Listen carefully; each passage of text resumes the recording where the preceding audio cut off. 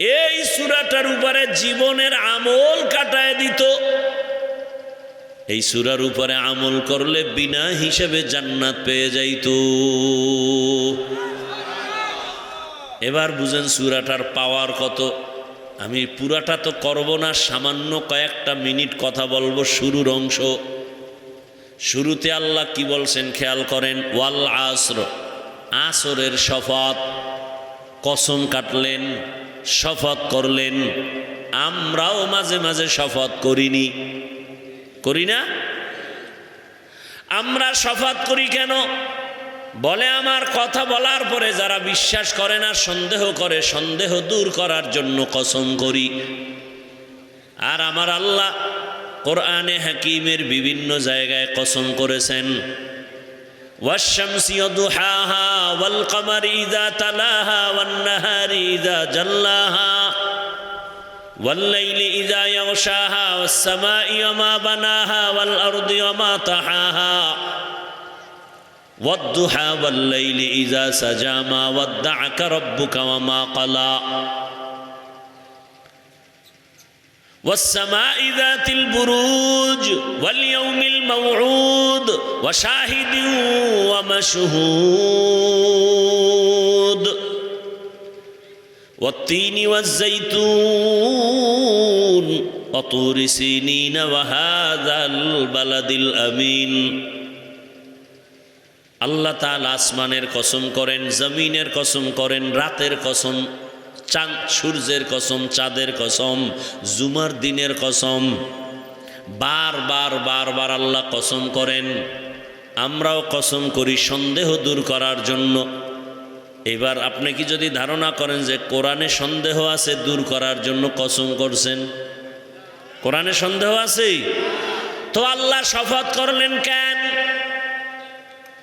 এর অনেক জবাব। সংক্ষেপ নির্যাস কথা হলো, আল্লাহর সব কথা কসম করলেও সত্য, কসম না করলেও সত্য, কোনো সন্দেহ। আল্লাহ শপথ করছেন ওই কথাটা, সব কথা দামি, তবে কসমের কথার গুরুত্ব একটু আলাদা। এবং যেই জিনিসের উপরে কসম করেছেন আমার আল্লাহ, সেই জিনিসটা বড় দামি,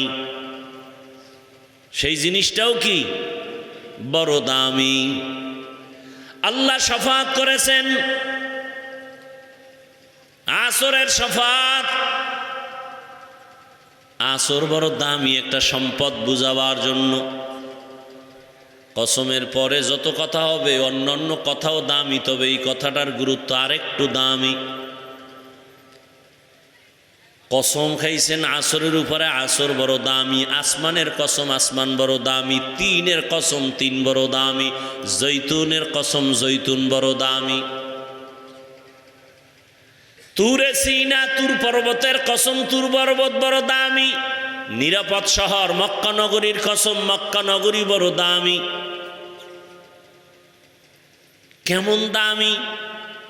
এক একটার উপরে বয়ান করলে অনেক সময় শুনেন থাকেন যে আসর শব্দের উপরে কসম, আসর কত দামি।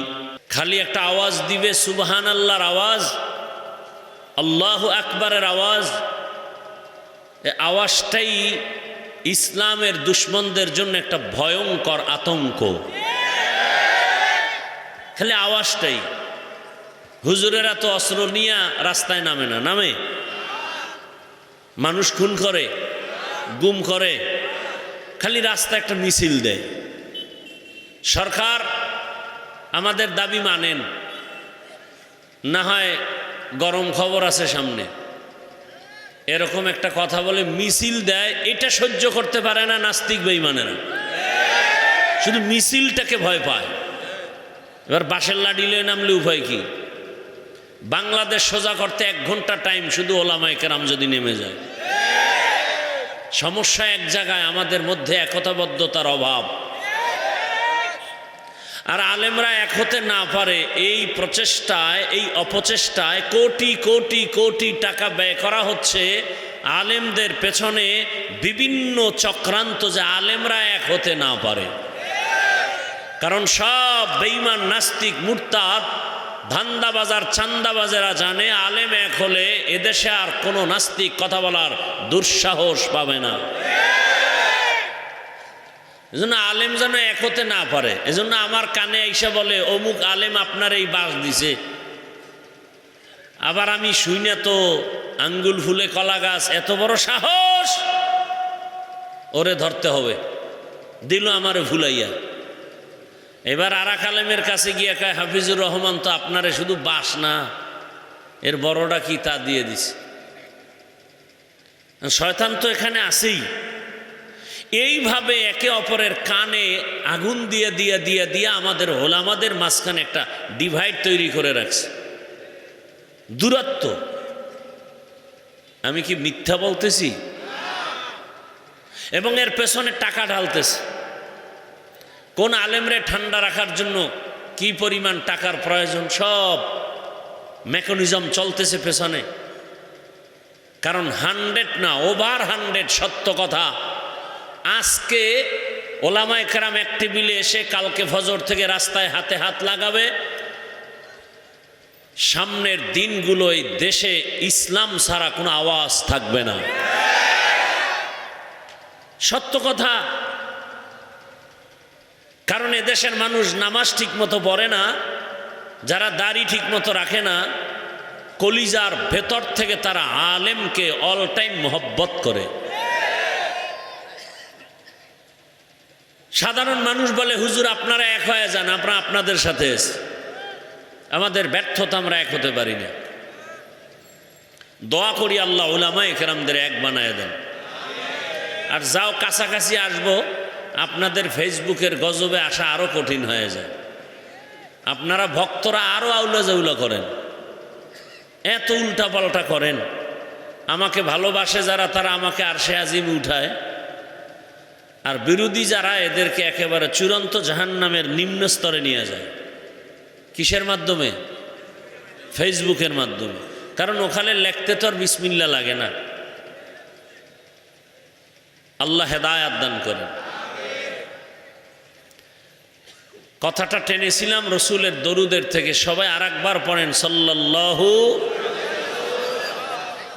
একবার যদি পড়েন সাল্লাল্লাহু আলাইহি ওয়া আলিহি ওয়াসাল্লাম, একবার পড়বেন 3টা পুরস্কার পেয়ে যাবেন। প্রথম পুরস্কার 10টা গুনাহ মাফ, আরো আস্তে করে বলেন। দ্বিতীয় পুরস্কার 10টা নেক আমল নামায় যোগ হবে। তৃতীয় পুরস্কার আল্লাহর দরবারে আপনার মর্যাদা 10 গুণ বেড়ে যাবে। এই 3 পুরস্কার কয়বার বললে? একবার। যদি 100 বার পড়েন, প্রতিদিন 200 বার, 300 বার, উলামায়ে কেরাম বলেছেন, লিখেছেন, কমপক্ষে প্রতিটা মুমিন প্রতিদিন 300 বার দরুদের আমল করা জরুরি। আর এই দরুদের আমল এমন এক পাওয়ারফুল আমল, আপনি যদি আমলটা রেগুলার লাগাতার করতে পারেন, আখেরাতে তো আপনার পুরস্কার আছেই, দুনিয়াতে সীমাহীন নগদ পুরস্কার পাবেন। এটা আপনি নিজে নিজে পাবেন, চোখের সামনে দেখবেন। তবে দরুদ পড়তে হবে আজমত ও মোহাব্বতের সাথে, নির্জনে বসে। প্রতিদিন কমপক্ষে কতবার? 300 বার। হারকে বাসদ আমেলে সাল্লু মুদাম আতেশে দোজখ শাওয়াদ বরওয়ায় হারাম। পাওয়ারফুল আমল দরুদ। আল্লাহ আমাদের বেশি বেশি বেশি বেশি দরুদের আমল করার তৌফিক দান করেন।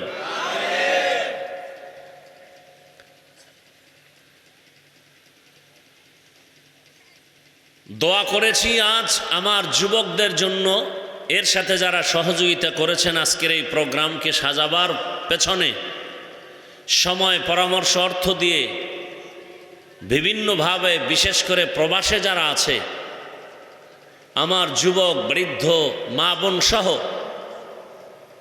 প্রবাসের সবাইকে আল্লাহ পাক হেফাজত করেন, পেরেশান মুক্ত করে দেন।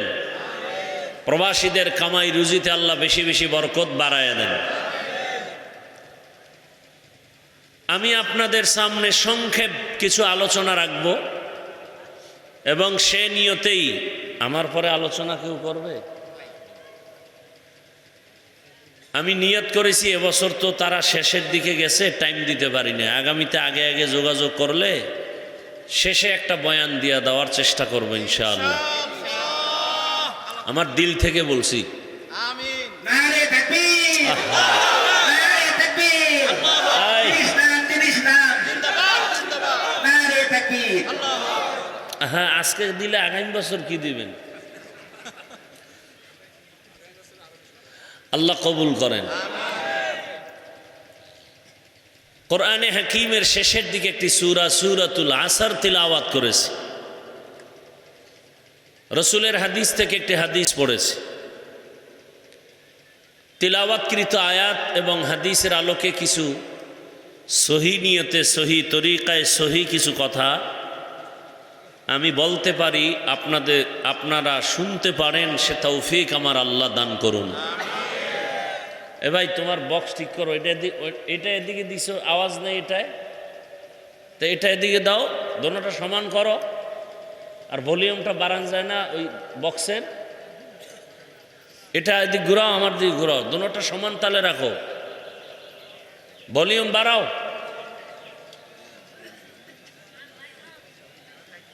ভলিউম যত কম হবে বিল তত কমায় দিবা। বেশি লাগবে না, বেশি না, বেশি না, বাস বাস বাস। তরজমাটা বলি, তারপরে কিছু ব্যাখ্যা। আল্লাহ বলেন, ওয়াল আসর, আসরের শপথ, ইন্নাল ইনসানা লাফি খুসর, নিশ্চিত পৃথিবীর সমস্ত মানুষগুলো ক্ষতিগ্রস্ত, জাহান্নামী, ইল্লাল্লাযীনা আমানু ওয়া আমিলুস সালিহাত, কিন্তু যারা ঈমান আনয়ন করবেন, নেক আমল করবেন, ওয়া তাওয়াসাউ বিল হাক্কি ওয়া তাওয়াসাউ বিস সাবর, এবং ঈমান আমলের দাওয়াত যারা অন্যদের দিবেন, আবার ঈমান আমলের বিরুদ্ধাচরণকারীদের বাধা প্রদানে দ্বারা সবর ইখতিয়ার করবেন, এই চার গুণওয়ালারা জাহান্নামে যাবে না। রহমতের নবী বলেন, কুল্লু উম্মতি ইয়াদখুলুনাল জান্নাতা ইল্লা মান আবা, সব উম্মত জান্নাতে যাবে, যারা আমি মুহাম্মদকে মানে না তারা যাবে না। কিলা মান আবা, সাহাবায়ে কেরাম বললেন, ইয়া রাসূলুল্লাহ, আপনাকে মানে না, তারা কারা? ক্বালা, নবী বললেন, এত পোকা কি করি আমি, আপনাদের পোকার ডিস্টার্ব আছে, এই বাতি পুরো বন্ধ, এরপরও এরা পোকায় কষ্টে, আল্লাহ না করে এটা যদি ভিতরে ঢুকে যায় তো আজকের বয়ান শেষ।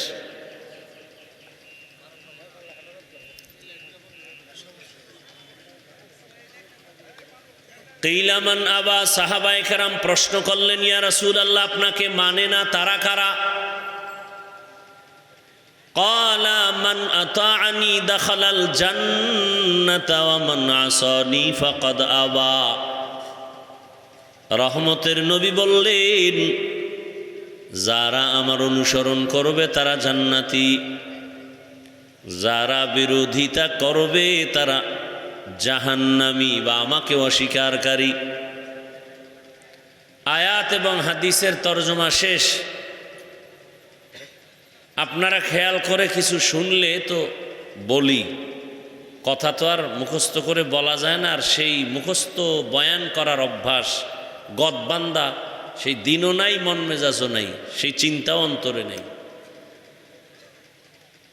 প্রত্যেকটা কথা বলি আপনাদেরকে টার্গেট করে, যেন আমার কথাটা দিল থেকে বের হয়, আপনার দিলে টাচ করে। এই জন্য একটু ঘাড় ডান বাম করলে নজরে এসে যায় আর মন ভেঙে যায়। না, আপনারা যদি শোনার আগ্রহ প্রকাশ করেন না, আমার বলতে সুবিধা হবে, বাকি আল্লাহর রহমত তো লাগবেই। হাদিসের উপরে 5 মিনিট কথা শুনেন, এরপরে আয়াত নিয়ে কিছু বলি। খেয়াল করেন, নবীজি বললেন সব উম্মত জান্নাতে যাবে। খুব খেয়াল করেন, সব উম্মত জান্নাতে যাবে। কথা শেষ না আরো আছে? ইল্লা মান আবা, কিন্তু নামের ব্রেক লাগায় দিলেন। সব উম্মত জান্নাতে যাবে, যারা আমি মুহাম্মদ রে মানে না তারা যাবে না। সাহাবায়ে কেরাম প্রশ্ন করলেন, ইয়া রাসূলুল্লাহ আপনাকে মানে না তারা কারা? আর আমি যদি বলি আপনি মানেন না, আপনার মনে কষ্ট। আবার একদল তো আমগো বলে আমরা নবীর দুশ্মন। কি নামাজ পড়ি, রোজা রাখি, তেলাওয়াত করি, হালাল খাই, দাড়ি রাখলাম, পর্দা করি, এরপরও আমগো শুধু দুশ্মনী বলে না, কাফের পর্যন্ত বলার মতো আশেক আছে। বলেন না কেন? তাহলে আমগো কাফের বলে, আমাদের নবীর দুশ্মন বলে, তাহলে বন্ধুকে জমিনে নবীর তা তো খুঁজে বের করা কঠিন। আপনারা নামাজ নাই, রোজা নাই, তেলাওয়াত নাই, হালাল নাই, হারামের ভেদাভেদ নাই, আপনারা সব আশেকে রসুল। আর আমরা হালাল ভাবে চলি, আমরা এখনো আশেক হতে পারি নাই। নবী কয় ঝগড়া করিস না, সমাধানটা আমি দিয়ে গেলাম। ১৫০০ বছরের পরের উম্মত কিয়ামত পর্যন্ত সমাধান। কে আমি মুহাম্মদ রে মানে, কে মানে না, আমি স্কেল দিয়ে গেলাম। সাহাবায়ে কেরাম বললেন, ইয়া রাসূলুল্লাহ আপনাকে মানে না তারা কারা? নবী জবাব ডাইরেক্ট না দিয়ে একটু ঘুরাইয়া দিলেন, হালকার উপরে দিলেন। যেহেতু আমার রহমতের নবী, দয়ার নবীর কথার ভেতরেও দয়া ঢুকানো। নবীজি প্রথমে বললেন, যারা আমার অনুসরণ করবে তারা জান্নাতে যাবে। সাহাবায়ে কেরামের প্রশ্নের জবাব শেষে দিয়া বলেন, যারা আমার বিরোধিতা করবে তারা আমাকে অস্বীকারী হিসাবে গণ্য হবে। খুব খেয়াল করেন নাই? করছেন? এবার আপনাদের জিজ্ঞাসা করব, কিন্তু জবাব আসতেছে। প্রশ্ন করব, 1 মিনিটের মধ্যে প্রশ্ন করব। সাহাবায়ে কেরাম বললেন, ইয়া রাসূলুল্লাহ আপনাকে মানে না তারা কারা? নবীজি প্রথমে বললেন, যারা আমার অনুসরণ করে তারা জান্নাতে যাবে। এবার আপনারা বলেন, এই কথার বিপরীত কথাটা কি হবে? সাহাবাদের প্রশ্ন, ইয়া রাসূলুল্লাহ আপনাকে মানে না তারা কারা? রহমতের নবী বললেন, যে আমার অনুসরণ করে সে জান্নাতে যাবে। বিপরীত কথা দাঁড়ায়, যে অনুসরণ করে না সে জান্নাতে যাবে না। এটা দাঁড়ায় না? কিন্তু নবী এটা বলেন নাই। খুব খেয়াল করেন, অনেক ঔষধ। যে আমার অনুসরণ করে না সে জাহান্নামে যাবে, নবী বলেন নাই। মান আসানি ফাকাদ আবা, যে আমার বিরোধিতা করে সে আমাকে অস্বীকারী হিসাবে গণ্য হবে। এখান থেকে অনেক পয়েন্ট আমরা শিখতে পারি। কি সেটা? যারা নবীর সুন্নত অনুযায়ী চলে না তাদেরকে জাহান্নামী বলা যাবে না, কিন্তু যারা নবীর বিরোধিতা করবে তাদেরকে জান্নাতি বলা যাবে না। এখনো বুঝেন নেই? যারা নবীর অনুসরণ করে না তাদের জাহান্নামী বলা, যারা নবীর অনুসরণের বিরোধিতা করে তাদের জান্নাতি বলা। ব্যবধান আছে না নাই? কি ব্যবধান? আরো খুলে বলি। দুইজন ব্যক্তি, দোনোজন নামাজ পড়ে না, দোনোজন দাড়ি রাখে না, দোনোজন পর্দা করে না, দুইজনের মধ্যে ব্যবধান আসমান আর জমিনের মতো। বলে কেমন? ডান দিকে একজনের দাঁড়া করাইয়া জিগাইলাম, এই যুবক দাড়ি রাখো না কেন? কয়, হাফিজ ভাই দাড়ি রাখা অনেক ভালো কাজ, চেহারার মধ্যে নূর বাড়ে, যৌবন বাড়ে, সম্মানও বাড়ে। কিন্তু আমি চেষ্টা করি পারি না, বিভিন্ন পার্শ্ব প্রতিক্রিয়ার ঝামেলা আছে, প্রতিবন্ধকতা আছে। এবার আপনারা জবাব দেন, এই যুবকের কথায় কি বুঝলাম? তার মধ্যে নবীর আদর্শ মানার আগ্রহ আছে না বিরোধিতা? কি বিরোধিতা? সে কি বিরোধী না দরদি? বাম পাশের যুবকটারে জিজ্ঞাসা করলাম, এই যুবক, নামাজ পড়ো না কেন? যুবক বলে, নামাজ না পড়লে অসুবিধা কি? দাড়ি রাখো না কেন? বলে, দাড়ি না রাখলে অসুবিধা কি? পর্দা করো না কেন? বলে, পর্দা না করলে অসুবিধা কি? আপনারা বলেন, এই যুবকের কথায় কি বুঝলেন? নবীর আদর্শের দরদি না বিরোধী? আরো বুঝেন, দোনোজনেই কিন্তু দাড়ি ছাড়া, দোনোজন নামাজ না পড়া। ডান দিকের যুবকের কথায় প্রমাণ হলো সে মুমিন, বাম দিকের যুবকের কথায় প্রমাণ সে তাজা বেঈমান। ব্যবধানটা বুঝেন? আরো বুঝেন, কঠিন বুঝা বুঝেন, খালি কানে শুনেন না, কানে তুলা দেন, বুঝেন। যে নামাজ পড়ে না সে মুমিন, যে নামাজের বিরোধিতা করে, পছন্দ করে না, বেঈমান। যে দাড়ি রাখে না সে মুমিন, যে দাড়ি পছন্দ করে না, বিরোধিতা করে, বেঈমান। যে পর্দা করে না সে মুমিন, যে পর্দার বিরোধিতা করে সে কি? বেঈমান। একজন দরদি আর একজন বিরোধী, একজন আগ্রহী আর একজন বিদ্রোহী। আগ্রহী মুমিন, বিদ্রোহী বেঈমান। ওই লোকটা নামাজ না পড়িয়াও মুমিন, এই ব্যক্তি নামাজ না পড়িয়া বেঈমান। এই ব্যক্তি টুপি না রাখিয়া, দাড়ি না রাখিয়া মুমিন, ওই ব্যক্তি দাড়ি না রাখিয়া বেঈমান। ব্যবধান আছে না নাই? তাহলে যে দাড়ি রাখে না, নামাজ পড়ে না, টুপি পরে না, তারে গালি দেওয়া যাবে? আগে বুঝতে হবে সে দরদি না বিরোধী। কি এখান থেকে শিখার মতো কিছু আছে? কি আছে? বেনামাজি দেখলেই গালি দিবেন, যার দাড়ি নেই তারে দেখলেই গালি দিবেন, বরং তারে আগে সালাম দিবেন, তাকে বুকে লাগাবেন, কাছে টানবেন, বুঝাবেন। যদি দরদি হয় মুমিন, বিরোধী হলে বেঈমান। সোজা কথা, পেশ নাই। বাকি আপনি দূরের থেকে দেখেই খারাপ ধারণা করা যাবে। শেষ হাদিসের আলোচনা অনেক আছে, ছেড়ে দিলাম। আসেন, সবার পরিচিত একটি সূরা, সূরাতুল আসর। কোরআন আপনারা পড়তে না জানলেও নারী পুরুষ সবাই এই সূরাটা পারেন না? পারেন না? ওয়াল আসরি ইন্নাল ইনসানা লাফি খুসর ইল্লাল্লাযীনা আমানু ওয়া আমিলুস সালিহাত ওয়া তাওয়াসাউ বিল হাক্কি ওয়া তাওয়াসাউ বিস সাবর। সূরাটা ছোট, অনেকেই পারেন, কিন্তু সূরার মধ্যে কি আল্লাহ রেখেছেন। চার মাযহাবের চার ইমামের এক ইমামের নাম ইমাম শাফিঈ রহমাতুল্লাহ আলাইহি। কে নাম? কি নাম? এরা কত বড় ব্যক্তি জানেন? আপনি আমি যত বড় মুহাদ্দিস মুফতি হই না কেন,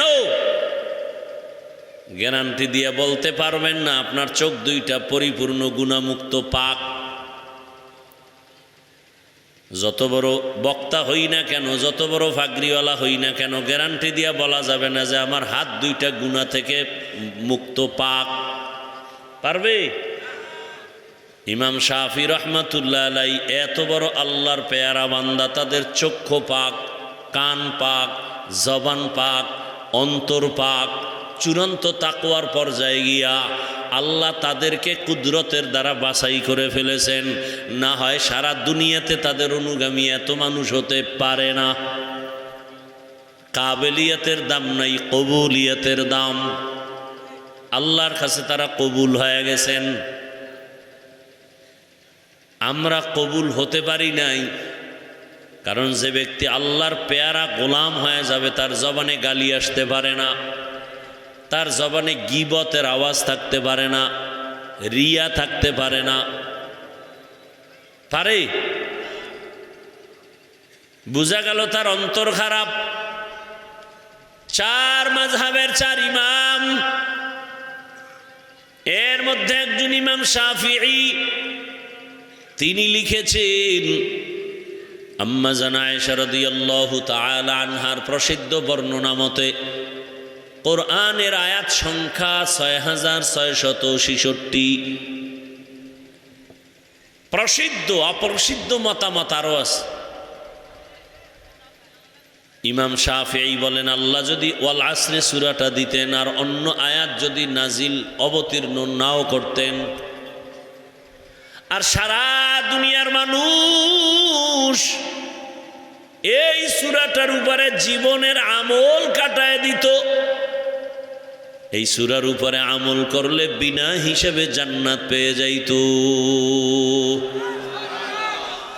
এবার বুঝেন সূরাটার পাওয়ার কত। আমি পুরাটা তো করব না, সামান্য কয়েকটা মিনিট কথা বলবো শুরুর অংশ। শুরুতে আল্লাহ কি বলছেন খেয়াল করেন, ওয়াল আসর, আসরের শপথ, কসম কাটলেন, শপথ করলেন। আমরাও মাঝে মাঝে শপথ করিনি, করি না? আমরা শপথ করি কেন? বলে আমার কথা বলার পরে যারা বিশ্বাস করে না, সন্দেহ করে, সন্দেহ দূর করার জন্য কসম করি। আর আমার আল্লাহ কোরআনে হাকিমের বিভিন্ন জায়গায় কসম করেছেন, ওয়াশ-শামসি ওয়াদুহাহা ওয়াল কমারি ইযা তালাহা ওয়ান নাহারি ইযা জাল্লাহা ওয়াল লাইলি ইযা ইয়াগশাহা ওয়াস সামাই ওয়া মা বানাহা ওয়াল আরদি ওয়া মা তাহাহা ওয়াদ-দুহা ওয়াল লাইলি ইযা সাজা মা ওয়াদ্দা'আকা রাব্বুকা ওয়া মা ক্বালা والسماء ذات البروج واليوم الموعود وشاهد ومشهود والتين والزيتون وطور سينين وهذا البلد الأمين। আল্লাহ তাআলা আসমানের কসম করেন, জমিনের কসম করেন, রাতের কসম, চাঁদ সূর্যের কসম, চাঁদের কসম, জুমার দিনের কসম, বারবার বারবার আল্লাহ কসম করেন। আমরাও কসম করি সন্দেহ দূর করার জন্য। এবার আপনি কি যদি ধারণা করেন যে কোরআনে সন্দেহ আছে, দূর করার জন্য কসম করছেন? কোরআনে সন্দেহ আছে তো আল্লাহ শপথ করলেন কেন? এর অনেক জবাব।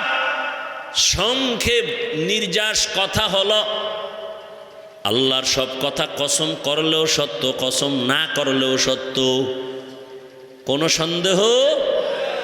আল্লাহ শপথ করছেন ওই কথাটা, সব কথা দামি, তবে কসমের কথার গুরুত্ব একটু আলাদা। এবং যেই জিনিসের উপরে কসম করেছেন আমার আল্লাহ, সেই জিনিসটা বড় দামি, সেই জিনিসটাও কি বড় দামি। আল্লাহ শফাত করেছেন আসরের শফাত। আসর বড় দামি একটা সম্পদ বুঝাবার জন্য। কসমের পরে যত কথা হবে অন্যান্য কথাও দামি, তবে এই কথাটার গুরুত্ব আরেকটু দামি। কসম খাইছেন আসরের উপরে, আসর বড় দামি। আসমানের কসম, আসমান বড় দামি। তিনের কসম, তিন বড় দামি। জৈতুনের কসম, জৈতুন বড় দামি। তুরে সিনা, তুর পর্বতের কসম, তুর পর্বত বড় দামি। নিরাপদ শহর মক্কা নগরীর কসম, মক্কা নগরী বড় দামি। কেমন দামি? এক একটার উপরে বয়ান করলে অনেক সময় শুনেন থাকেন যে আসর শব্দের উপরে কসম, আসর কত দামি।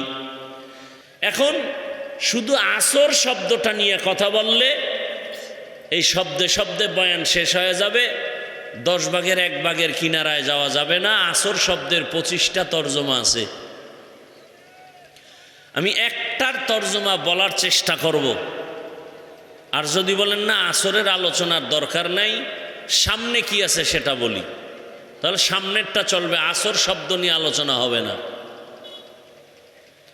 সামনে আছে আল্লাহ বলেন ইন্নাল ইনসানা লাফি খুসর, নিশ্চিত সব মানুষ জাহান্নামী। কসমের দ্বারা কথার গুরুত্ব কমলো না বাড়লো? বলেন, কথা বলেন। বাড়লো, কসমের কারণেই বেড়ে গেল। এরপরও আল্লাহ আবার সেখানে তাকিদ লাগাচ্ছেন, গ্যারান্টি কার্ড দিয়ে দিচ্ছেন, নিশ্চিদ্র কার্ড, ইন্না নিশ্চিত, আল ইনসান পৃথিবীর সব মানুষ, লাফি আবার লাম তাকিদ, অবশ্যই খুসরুন ক্ষতিগ্রস্ত জাহান্নামী। দেখেন কসমের পরে আবার দুইবার এটাকে গ্রান্টেড দিলেন তাকিদ দিয়া, আবার বললেন ফি খুসরিন, এরা ধ্বংস হওয়ার মধ্যে কোনো সন্দেহ নাই, সব মানুষ, একজনও বাদ নাই। আল ইনসান ইস্তেগরাকি, একজনও বাদ নাই। দুনিয়ার সব মানুষ জাহান্নামী, সব। হাদিসে কি বলছিল রসুল? সব উম্মত জান্নাতি, মনে আছে? সব উম্মত জান্নাতি, কথা শেষ না আরো ছিল? কিন্তু নামের ব্রেক লাগানো। আল্লাহ তাআলাও বললেন সব মানুষগুলো জাহান্নামী। নবী বলেন সব উম্মত জান্নাতি, কিন্তু আল্লাহ বলেন সব, নবী বলেন সব উম্মত জান্নাতি, কিন্তু আল্লাহ বলেন সব মানুষ জাহান্নামী। কিন্তু আল্লাহর কথার মধ্যেও কিন্তু আছে না নাই? সব মানুষগুলো জাহান্নামে যাবে, একজনও বাদ নাই। আল্লাহ বলেন এই কথা শুনে বাড়ি যাইস না, কথা শেষ না, ইল্লা কিন্তু নামের ব্রেক লাগানো আছে। সব মানুষগুলো জাহান্নামে যাবে, কিন্তু দিয়া আল্লাহ বলেন 4 গুণওয়ালা মানুষ জাহান্নামে যাবে না। 4 গুণওয়ালা মানুষ জাহান্নামে যাবে না। ইমাম গজালি রহমাতুল্লাহ আলাই পৃথিবীর একজন শ্রেষ্ঠতম দার্শনিক এবং ইমাম উলামা। ইমাম গজালি কত বড় দামি ব্যক্তি। নাম কি? নাম, এই নামের মধ্যে অনেকে উল্টা পাল্টা, গজালি না গজালি, নাম কি? গজালি, গজালি না। একজনের নাম আবুল কালাম, আপনি ডাকবেন এই কালাম মিয়া, এগুলো উচিত না। ইমাম গজালি,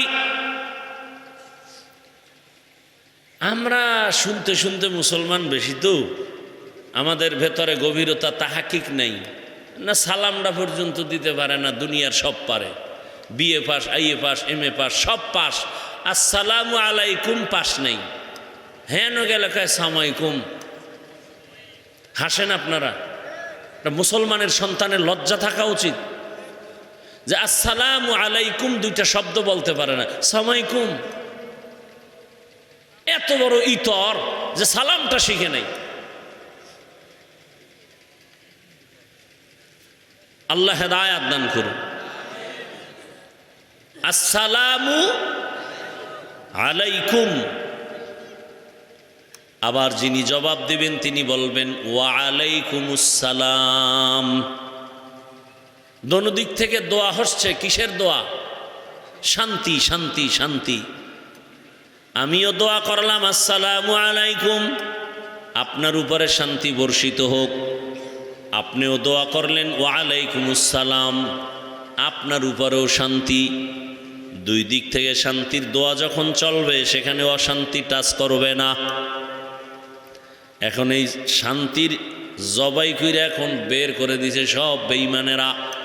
আমি হুজুরের মধ্যেও হ্যালো, আপনার মধ্যেও হ্যালো, সালাম নাই। মোবাইল ধইরেই হ্যালো হ্যালো হ্যালো, সালাম নাই।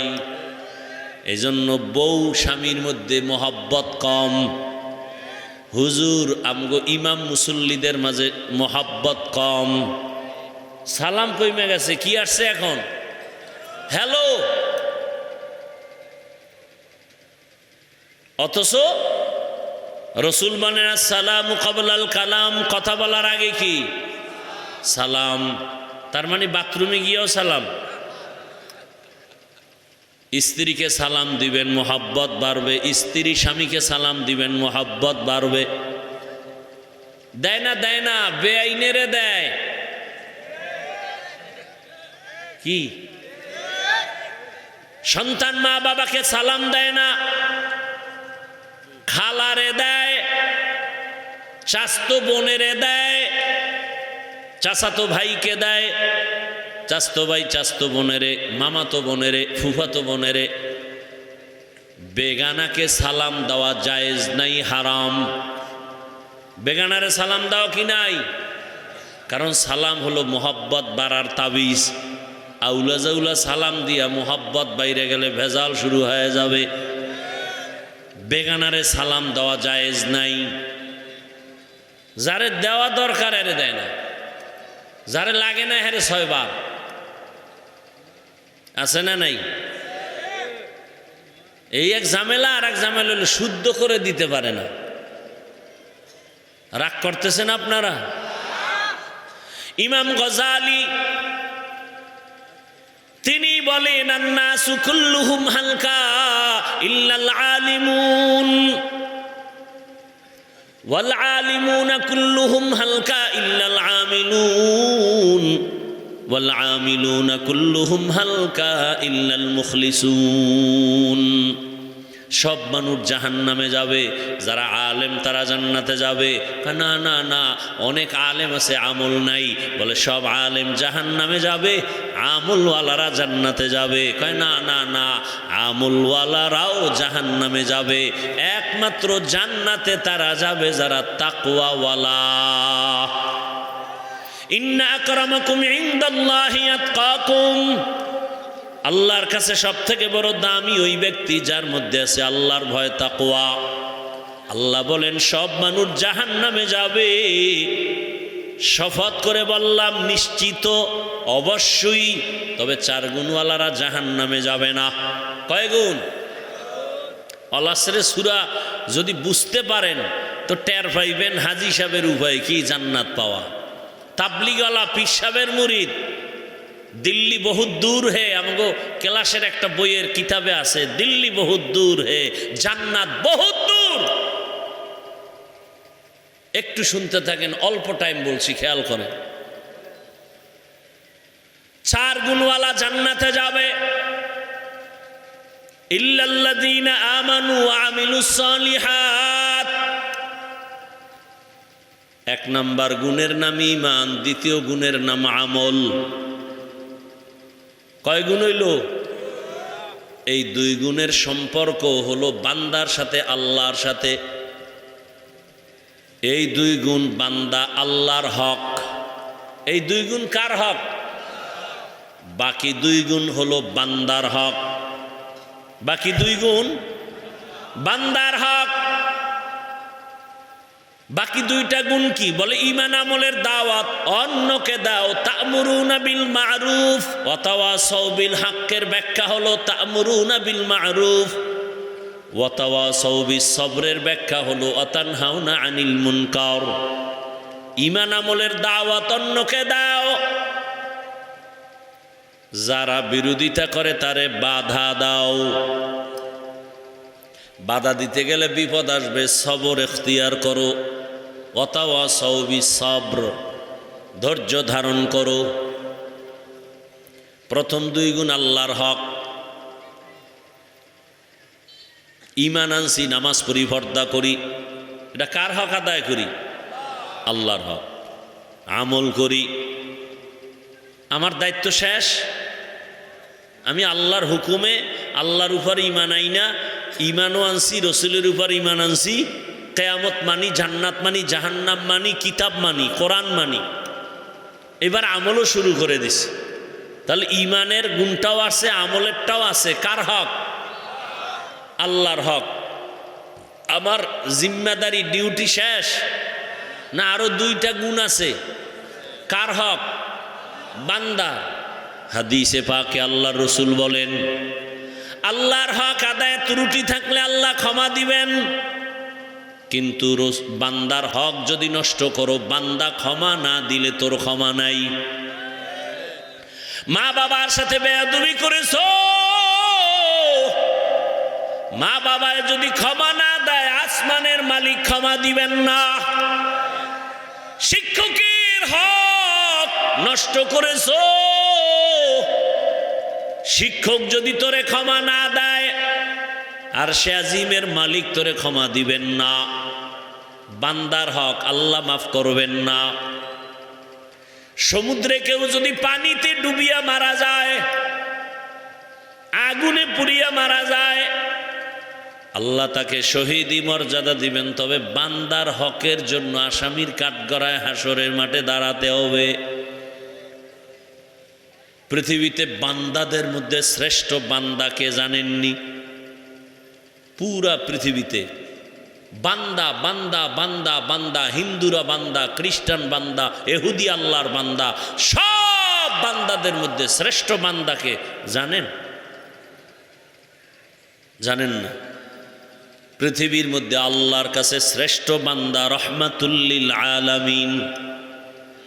সুবহানাল্লাযী আসরা বিআবদিহি লাইলাম মিনাল মাসজিদিল হারাম ইলাল মাসজিদিল আকসা আল্লাযী বারাকনা হাওলাহু লিনুরিয়াহু মিন আয়াতিনা ইন্নাহু হুয়াস সামিউল বাসীর।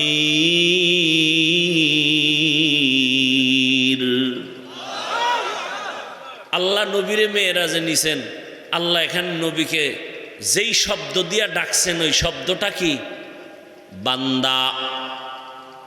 আমি আমার প্রিয় বান্দাকে ভ্রমণ করাইলাম। পৃথিবীর মধ্যে শ্রেষ্ঠ বান্দা হলেন রহমাতুল লিল। আল্লাহর হক কমাইছো, আল্লাহ মাফ করে দিবেন। কালকেও রাত্রে হাদিস দেখলাম, রসুল বলেন, আবু হুরায়রা থেকে বর্ণিত, আল্লাহর বান্দা একজন গুনাহ কইরা আল্লাহ মাফ করে দাও, আল্লাহ ফেরেশতাকে কয়, ওই বান্দা জানেনি ওর একজন দয়াময় আল্লাহ আছে, ও জানেনি তিনি গুনার শাস্তিও দিতে পারেন, চাইলে গুনাহ মাফ করতেও পারেন। ফেরেশতাকে আল্লাহ কয়, আমার বান্দা জানেনি, সাক্ষীতা করে মাফ করে দিলাম। তাহলে আল্লাহর হক যদি একটু ত্রুটি থাকে আল্লাহ মাফ করে দিবেন। বান্দার হকের ত্রুটি বান্দা ক্ষমা না দিলে মাফ। তাহলে রহমতের নবীর আদর্শ সুন্নত যারা মানেন না, রসুল ক্ষমা না দিলে ক্ষমা নাই, রসুলের ক্ষমা ছাড়া ক্ষমা নাই, রসুলের সুপারিশ ছাড়া জান্নাত নাই। বান্দার হক আদায় করো, দুইটা হক। ঈমান আমলের দাওয়াত দাও, ঈমান আমলের বিরোধিতা যারা করে বাধা দাও। ও হাজী সাহেব, পীর সাহেবের মুরিদ, ও তাবলীগওয়ালা ভাই, নিজে ঈমান আনছেন, আমল করেন, আপনার সন্তানের কি হালাত? ঈমান আমলের দাওয়াত তাদের দিছেননি? যদি কন্যা তো ফিডে তক্তা বাঁধেন, রেডি থাকেন জাহান্নামে যাওয়ার জন্য। আল্লাহর জাতের কসম, বহু বুজুর্গ, বহু পাগড়িওয়ালা নিজে নিজে নিজে নিজে আমল করিয়া শুধু সন্তানের অপরাধের কারণে জাহান্নামের হ্যান্ডকাপ লেগে যাবে হাতে। 4 গুণওয়ালা জান্নাতে যাবে, 2 গুণ আল্লাহর হক, বাকি 2 গুণ বান্দার হক।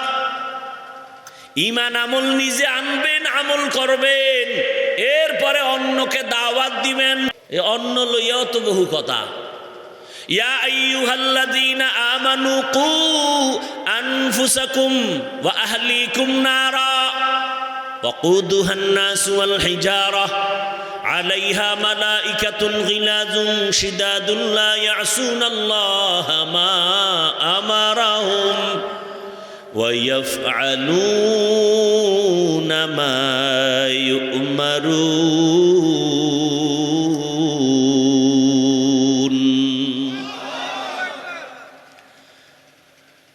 আল্লাহ বলেন, ও মুমিনেরা, জাহান্নাম থেকে নিজেকে বাঁচো, তারপরে তোমার আহাল বাঁচাও।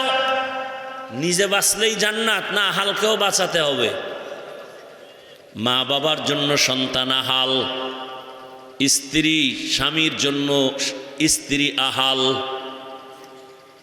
ওলামায়ে কেরাম শিক্ষক যারা তাদের জন্য ছাত্ররা আহাল, ইমাম সাহেবের জন্য মসজিদের মুসল্লিরা আহাল, মেম্বার সাহেবের জন্য ওয়ার্ডের মানুষরা আহাল, চেয়ারম্যানের জন্য ইউনিয়নের মানুষ আহাল, এমপি সাহেবের জন্য তার আসনের মানুষ আহাল, সরকারের জন্য গোটা দেশের মানুষ আহাল, ওলামায়ে কেরামের জন্য গোটা উম্মতে মুহাম্মদীরা আহাল। এরে আব্বা আম্মা, আপনারা জাহান্নাম থেকে নিজেকে আগে বাঁচাবেন, তারপরে আপনার আহাল সন্তানকে বাঁচান। স্বামী জাহান্নাম থেকে আগে নিজেকে বাঁচাবেন, তারপরে আপনার আহাল স্ত্রীকে বাঁচাবেন। শিক্ষক জাহান্নাম থেকে আগে নিজেকে বাঁচাবেন, পরে ছাত্র আহালকে বাঁচাবেন। আপনি নিজে নামাজ না পড়া ছাত্ররে যদি বলেন জামাত ছুটলো কেন, হাতে বেতের বাড়ি ল, লিমা তাকুলুনা মা লা তাফআলুন, বড় কঠিন হালাত। এরে আল্লাহর গোলাম, ইমাম সাহেব জাহান্নাম থেকে নিজেকে আগে বাঁচাবেন, পরে দায়িত্ব আপনার মুসল্লি আহালদেরকে বাঁচাবেন। এলাকার মেম্বার সাহেব নিজে জাহান্নাম থেকে আগে বাঁচবেন, তারপরে আপনার আহাল ওয়ার্ডের মানুষকে বাঁচাবার চেষ্টা করবেন। চেয়ারম্যান সাহেব আপনি নিজে জাহান্নাম থেকে আগে বাঁচবেন, তারপরে আপনার আহাল ইউনিয়নবাসীকে বাঁচাবেন। জাহান্নাম থেকে বাঁচো, জাহান্নাম থেকে বাঁচো কথার সহজ তরজমা গুনাহ থেকে বাঁচো। কি থেকে ভাই? গুনাহ থেকে বাঁচো। তাহলে মা বাপ জিকির আজকার তেলাওয়াত নামাজ রোজা যাই করেন, দায়িত্ব শেষ না আরো আছে? সন্তানকে লাইনে আনার দায়িত্ব আপনার। সূরা আহজাবের ৬৭ নম্বর আয়াত, কিয়ামতের ময়দানে সন্তান মা বাবার বিরুদ্ধে আল্লাহর আদালতে মামলা করবে। রব্বানা ইন্না আতা'না সাদাতানা ওয়া কুবারানা ফাআদাল্লুনাস সাবিলা। কিয়ামতের ময়দানে সন্তানকে আল্লাহ ডাকবে, আসো। নামাজ পড়েছো? পড়ি নাই। রোজা রাখি না। কেন? সন্তান বলবে, হে মালিক, আমার কোনো অপরাধ নাই, আমি যাদের অনুসরণ করেছি, আমার নেতা, আমার মা বাবা মুরব্বীরা আমাকে কোনোদিন দিনের দাওয়াত দেয় নাই। মা বাবা রোজা রাখছে, আমাকে রোজার কথা বলে নাই। মা বাবা ওয়াজ মাহফিলে গেছে, আমাকে ডাকে নাই। জুমায় গেছে, বাবায় ডাকে নাই। কোনদিন কোরআন তেলাওয়াতের বারান্দায়ও পাঠায় নাই। আল্লাহ বলবে, বাদ দিলাম, তোর বিবেক দিয়ে কেন সঠিক পথে চললি না? এমনও তো সন্তান আছে, মা বাবা বলে নামাজ পড়িস না, কিন্তু নামাজ পড়ে নাই। কত মা বাবা আছে কয় তুই কোরআন পড়তে পারবি না, কিন্তু সন্তান গোপনে গোপনে কোরআন পড়ে। এখানে একটা হিন্দু ভাই আসছে মুসলমান হওয়ার জন্য, কালেমা পড়বে। আমি বললাম না, বর্তমান ফেতনার জমানা, কোর্টের এফিডেভিটের কাগজ না থাকলে আমি এই জিম্মেদারি নিব না। ফেতনার কোনো শেষ নাই। কি এর মা বাবা জানে না যে আমার সন্তান আল্লাহর দিকে আগায় যাইতেছে। ডাকতেছে, কোরআনের দিকে আগাচ্ছে। আল্লাহ ডাকবে, এই তোরে বিবেক দিছি, বিবেক দিয়া সঠিকটা গ্রহণ করো নাই কেন? আল্লাহ ভুল হয়ে গেছে, আজকে বিবেকের বিচার হবে, দাঁড়া। ইন্নাস সামআ কি? ইন্নাস সামআ ওয়াল বাসারা ওয়াল ফুআদ উলাইকা কানা আনহু মাসউলা। আল্লাহ অন্তরের বিচার করবেন, চোখের বিচার করবেন, কানের বিচার করবেন। আল্লাহ বলে, তোর বিবেক নিয়ে সঠিক কেন পথ মেনে বেছে আগাও নাই, বিবেকের বিচার হবে। এবার সন্তান কইব, আল্লাহ আমার একটা আবদার আছে, ফিডা যেহেতু খামুই, একটা আবদার আছে। কি? আমারে যদি শাস্তি যা দাও তার ডবল শাস্তি আমার মা বাবাকে দিতে হবে। কোরআনের আয়াত, রব্বানা আতিহিম যিফাইনি মিনাল আযাব ওয়ালআনহুম লা'নান কাবীরা। আমারে যা শাস্তি দাও তার ডবল শাস্তি মা বাবাকে, মুরব্বিকে দিতে হবে। এই জন্য মা বাবা যারা আছেন, সন্তানের কি হালাত, স্বামী যারা আছেন, স্ত্রীর কি হালাত। বাহাদুরি তো করেন, জান্নাত রেডি। আপনি যদি বাবা হয়ে থাকেন, বলেন আপনার সন্তান আপনার থেকে কি আদর্শ শিখছে বলেন।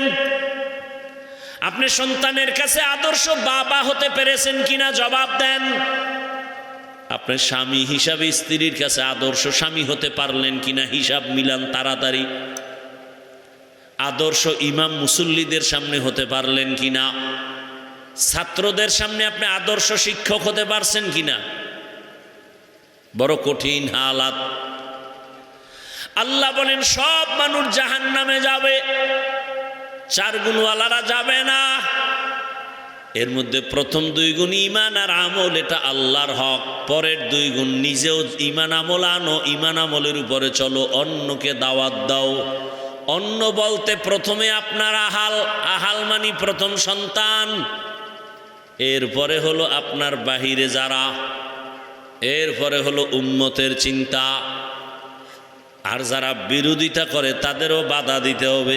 আপনি গান শুনেন না, আর একজনে গান শুনে, তাকে বাধা দিতে হবে, গান শোনা যাবে না, তেলাওয়াত শুন। আপনি নামাজ পড়েন, সন্তানকে নামাজের দাওয়াত দিতে হবে। বিয়ার পর থেকে নাকি সন্তানকে নামাজের দাওয়াত দিবেন? বিবাহের পর? তা সন্তান হওয়ার পরে 7 বছরের সময় সন্তানকে নামাজের দাওয়াত দিয়ে নামাজ বুঝাইতে থাকেন। 10 বছরের সময় যদি না পড়ে শাস্তিও দেন। কারণ আপনার ওর অপরাধের কারণে আপনাকে জাহান্নামে যেতে হবে। দেখেন না, দুনিয়াতে অন্যায় করছে ছেলে, পুলিশ আইসা বাবারে হ্যান্ডকাপ লাগাইছে, বাবায় কয় এটা আমার ছেলেই না, শাস্তির ভয়ে বলে এটা আমার কি না। এরপরও তদন্ত সাপেক্ষে যখন বলে কয় আমি ছেলে থাকলে আমি স্বীকার করি না, ওরে আমি বিদায় দিয়ে দিন, ওর মতো ছেলে লাগবে না। সমস্যা কোথায়? সন্তানে অপরাধ করছে, আমার হাতে কেন হ্যান্ডকাপ? তো এই অবস্থা তো আখেরাতে হবে।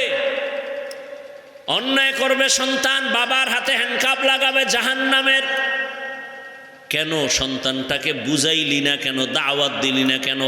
অন্যায় করছে বাধা দাও না কেন? মা বাবা বাধা দিবে পরের কথা, মোবাইল হাতি উঠায় সারা রাত তুই ঘরের দরজা লাগায় জেনা কর। চোখের জেনা, হাতের জেনা, জবানের জেনা, অন্তরের জেনা। সারা রাত ঘরের রুমে রুমে রুমে রুমে গুনাহ চলে, গুনার প্র্যাকটিস চলে। যেই পরিমাণ গুনাহ চলে, উচিত ছিল ঘুমের থেকে উঠা দেখবে চেহারাটা বানর হয়ে গেছে, চেহারাটা শূকরের মতো। আল্লাহ করেন না কেন? অন্য নবীর উম্মতের তো করছিলেন। একমাত্র কারণ রহমতের নবীর উম্মত হওয়ার বরকতে আল্লাহ করেন নাই। তুকু যাও সুন্নতে আহমদ কু যা মুহাম্মদ কে বুয়াদ নিসবত তোরা মান আহাব্বা সুন্নতি কওলে রসূল মজদায়ে কানা মাই হাম কুন কবুল। ওয়াল আসরি সূরার দ্বারা যতটুকু বুঝলাম, নিজে নিজে ঈমান আর আমল দিয়া জান্নাত পাওয়া যাবে না। নিজে আমল করলে, ঈমান আনলেই জান্নাত রেডি না। আমার সন্তান, আমার আহাল জান্নাতের পথে আসলো কিনা, এই জিম্মেদারি একজন গার্ডিয়ানকে করতে হবে। ক্বালা রাসূলুল্লাহি সাল্লাল্লাহু আলাইহি ওয়া আলিহি ওয়াসাল্লাম আলা কুল্লুকুম রাঈন ওয়া কুল্লুকুম মাসউলুন আন রাইয়াতিহি। সাবধান হে উম্মত, তোমরা প্রত্যেকেই দায়িত্বশীল, আল্লাহর কাছে দায়িত্বের জবাব দিতে হবে। অবহেলা করলে, একজন সাহাবী বলেন, ইয়া রাসূলুল্লাহ, আমি তো গার্ডিয়ান না, আমার কোনো গার্ডিয়ানও নাই, আমি একা, বাবা নাই, মা নাই, ছেলে নাই, মেয়ে নাই, স্ত্রী নাই, আমার কোনো দায়িত্ব আছে? নবী বলেন, আপনার দায়িত্ব আপনার অঙ্গ প্রত্যঙ্গের, আপনি গার্ডিয়ান। আল্লাহ দুইটা হাত দিছেন, ডিউটি ঠিকমতো পালন হইল কিনা হিসাব দিতে হবে। আল্লাহ দুটো চক্ষু দিছেন, ডিউটি ঠিকমতো পালন হলো কিনা হিসাব দিতে হবে।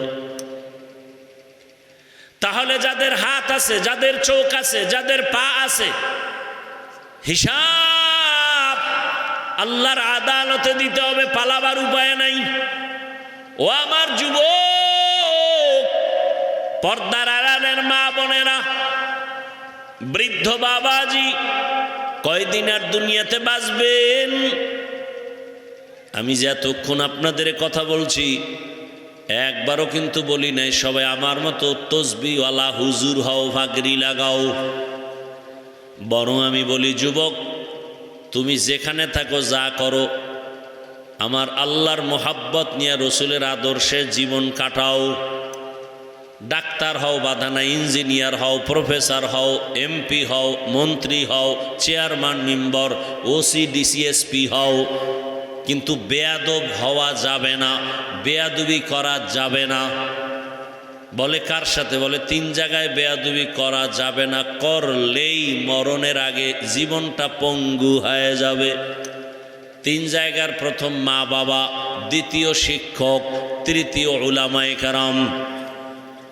এদের সাথে যদি বেয়াদবি করো, আচরণ খারাপ করো, কষ্ট দাও, আর তারা যদি নিঃশ্বাস ফালায়, খোদার কসম, আল্লাহর কসম, মরার আগে তোমার ধ্বংস শুরু। কোনো সন্দেহ নাই, লিখে রাখো। মা বাবার বদদোয়া ধ্বংস, শিক্ষকের বদদোয়া ছাত্রে ধ্বংস, ওলামায়ে কেরামের বদদোয়া লাগলেই কপাল পুড়ে যাবে। এইবার আমি জিজ্ঞাসা করব, যুবক বাবা, তোমার মতো যুবক জেনারেল লাইনে আছে, স্কুল কলেজে পড়িয়াও কি নবীর তরিকায় নামাজ পড়ে না? তোমার কপালে কার বদদোয়া লাগছে, তুমি পারো না কেন? তোমার মতো যুবক তাকায়া দেখো, র্যাব, আর্মি, পুলিশ, বিডিআরের চাকরি করে, নামাজি অভাব নাই, বলো তুমি পারো না কেন? রাস্তায় গাড়ি চালায় কত যুবক 5 বেলার নামাজ পড়ে, তুমি কেন পারো না? তোমার মতো বান্দা জমিনে কৃষিকাজ করে, নামাজ পড়ে, নদীতে মাছ ধরে, নামাজ পড়ে, তুমি পারো না কেন? ও ব্যবসায়ী বাবারা, আপনাদের মতো ব্যবসায়ীদের মাঝে কি নামাজি নাই? আপনি পারেন না কেন? ও চাকরিজীবী বাবারা, আপনাদের মধ্যে, চাকরিজীবীদের মধ্যে কি চাকরি করে নামাজ পড়ে নাই? নাই? বহু র্যাব, আর্মি, পুলিশ, ডিসি আছে, এসপি আছে, 1 টাকাও হারাম খায় না। বলেন না কেন? আপনি হারাম খান কেন? আপনার উপরে অবশ্যই কারো বরদোয়া লাগছে, নাহলে এত বড় বেদ্যুবি আর হারাম। আচ্ছা, আপনি কত বড় নিকৃষ্ট আপনি চিন্তা করেন তো। নিজে হারাম খাইতেছেন, এটা হলো এক অন্যায়। আপনার অবুঝ সন্তান, শিশু, ওর রক্ত পাক, ওকে হারাম খাওয়ান কেন? আপনি তো বাপ নামের কলঙ্ক, আপনি সন্তান নিছেন কেন? আপনি স্ত্রীকে হারামের পয়সা খাওয়ান কেন? আপনি তো স্বামী নামের কলঙ্ক, বিয়া করছেন কেন? স্ত্রীকে হালালভাবে চালাতে পারবেন না, বিবাহ করেছেন কেন? আপনি সন্তানের হক আদায় করতে পারবেন না, সন্তান নিছেন কেন? কলঙ্কের বোঝা দুনিয়াতেও পরকালেও, লজ্জা শরম কই?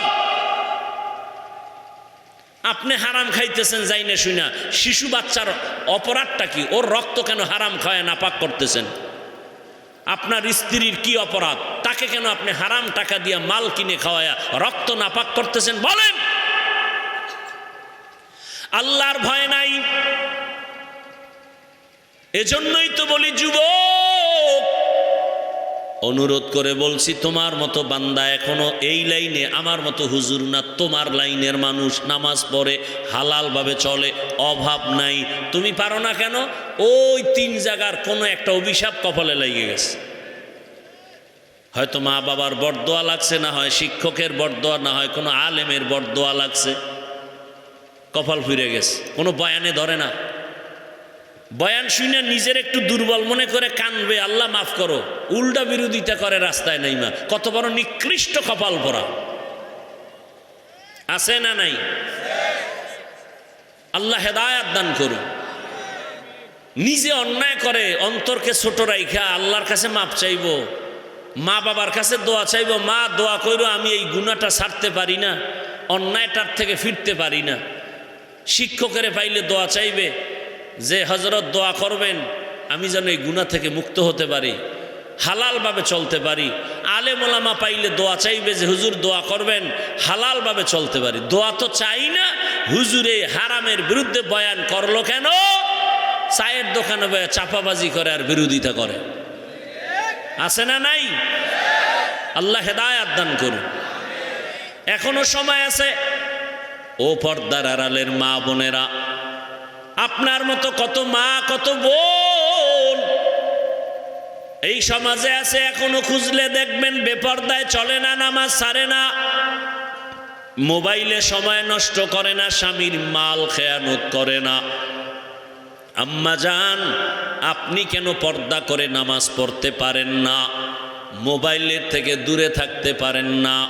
স্বামীর মাল হেফাজত করতে পারেন না? এখনো সময় আছে, তওবা করবেন।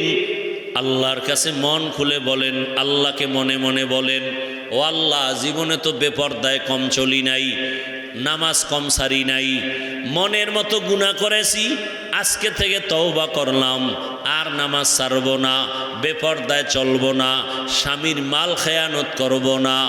সন্তানটাকে আদর্শ ডাক্তার বানাবেন, ইঞ্জিনিয়ার বানাবেন, প্রফেসর বানাবেন। সন্তানের আচরণে কোনো আলেম, কোনো শিক্ষক যেন কষ্ট না পায়। সন্তানটাকে ডাক্তার বানাবেন, কোরআন তেলাওয়াত করবে, ডাক্তারি করবে, নামাজ পড়বে, দোয়া করবে। সন্তানের জীবন ধন্য, আপনারটাও ধন্য। এখনো সময় আছে, তওবা করেন।